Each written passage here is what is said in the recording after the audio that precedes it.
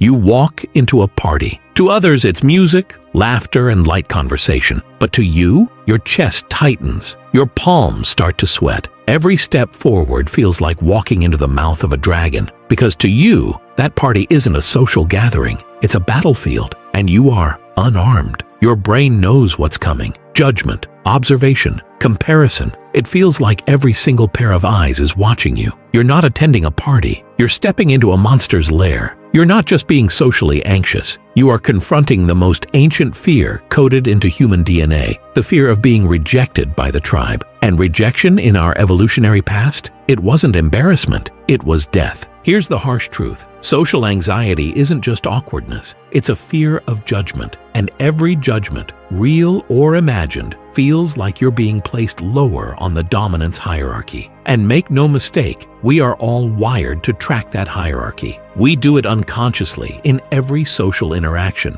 It's not about ego, it's about survival. The lower you are in the social pecking order, the fewer your chances of success, security, and connection. So when you're socially anxious, it's not just that you're nervous about small talk. Your brain thinks this is a test, one that you're already failing. And failure in the social realm means invisibility, irrelevance, being discarded by the group. That's why you feel like dying. Now, what happens inside? You retreat into yourself. What are they thinking? Did I say something stupid? I look awkward. I sound weird. They're probably laughing at me. It becomes a storm, but not outside, inside. Your focus becomes a sniper pointed at your own flaws. Everything is internalized. Everything is self-referenced. And the louder that inner dialogue grows, the more disconnected you become from reality. It's not the room that's judging you. It's you. You've handed the mirror to a monster and let it speak. And now, every breath feels like exposure. Some say, just stop thinking about yourself, as if that's easy. Telling someone with social anxiety not to think about themselves is like shouting, "Don't look down," to someone on a tightrope. Now all they can do is look down,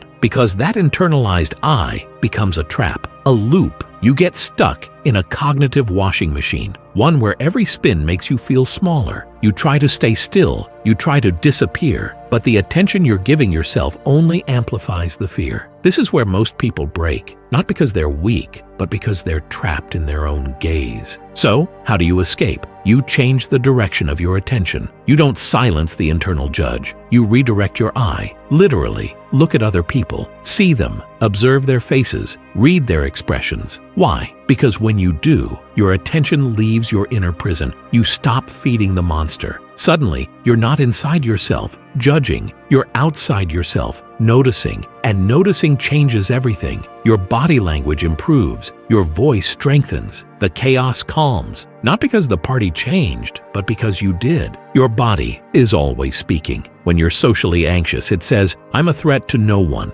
Please don't hurt me." You hunch your shoulders. You lower your eyes. You make yourself smaller. But here's the problem. That posture doesn't protect you. It confirms your inferiority to others and to yourself. It reinforces the hierarchy you're trying to escape. That body language sends a primal signal. I don't belong here. So you must change your posture, not to fake confidence, but to invite your brain into a new belief. I deserve to take up space, because you do. Here's what you need to understand. Social anxiety isn't irrational. It's deeply rational. Your brain is working exactly as it evolved to. The real problem isn't fear, it's avoidance. Because every time you avoid a social situation, the fear grows stronger. The monster gets bigger, the room gets darker, and you become smaller. The goal isn't to eliminate fear. That's impossible. The goal is to act despite it. We think healing looks like this. I'm not scared anymore, but that's not healing. Healing is, I'm still scared, but I'm walking in anyway. See, you don't get less afraid. You get braver. You train your nervous system not to flinch, but to face. And over time, something beautiful happens. Your brain begins to trust you. It says, we can do hard things. And you stop being a victim of your mind. You become a partner with it. That is not the absence of anxiety. That is the birth of courage. Now, some people aren't just anxious. They're untrained. They've never been taught how to speak up, how to introduce themselves, how to join a group. They weren't socialized properly, maybe due to trauma, isolation, or neurological wiring. For them, behavior therapy is critical because social skills can be learned step by step. Eye contact, greeting, timing, listening. And once those are in place, anxiety has fewer footholds to grip. Knowledge becomes armor. Repetition becomes confidence. Here's a trick. Never speak to a crowd. Why? Because the crowd doesn't exist. It's just a myth, an overwhelming, blurry presence. Instead, speak to one person at a time.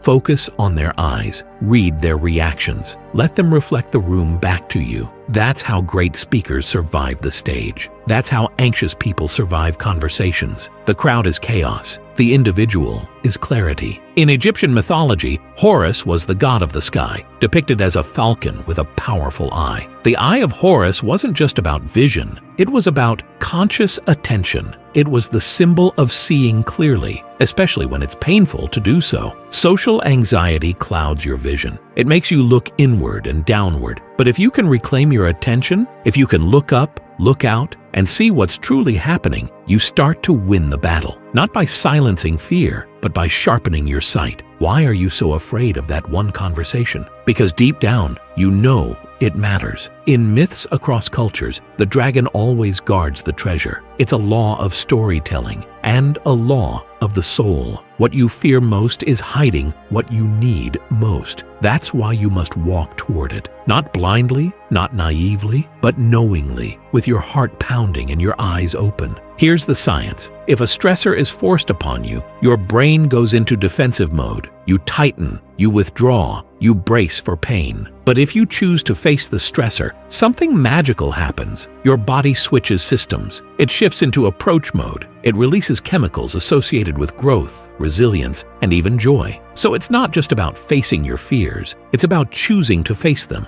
That one shift changes your entire internal landscape. Let's be clear. Courage isn't ignorance. Courage is awareness of danger paired with the decision to act anyway, to step into the unknown with knowledge, not naivety. The fool walks forward because he sees no danger. The hero walks forward because he sees it all and still moves. Social anxiety is your dragon, and walking through it is your path to meaning. Ever wake up at 4 a.m. with that hollow, haunting question, what's the point of all this? That's your existential anxiety. That's life asking, what have you done with your fear? Because it's not success that lets you sleep at night. It's courage. It's knowing you faced the day, even when you didn't want to. It's having a reason to respect yourself, not because you were perfect, but because you were present, alive, brave. So what do? Define what scares you. Name the dragon. Break it into smaller steps. Make the dragon manageable. Choose to face it voluntarily. That's where growth begins. Pay attention. Look outward. Notice. Connect. Act again and again and again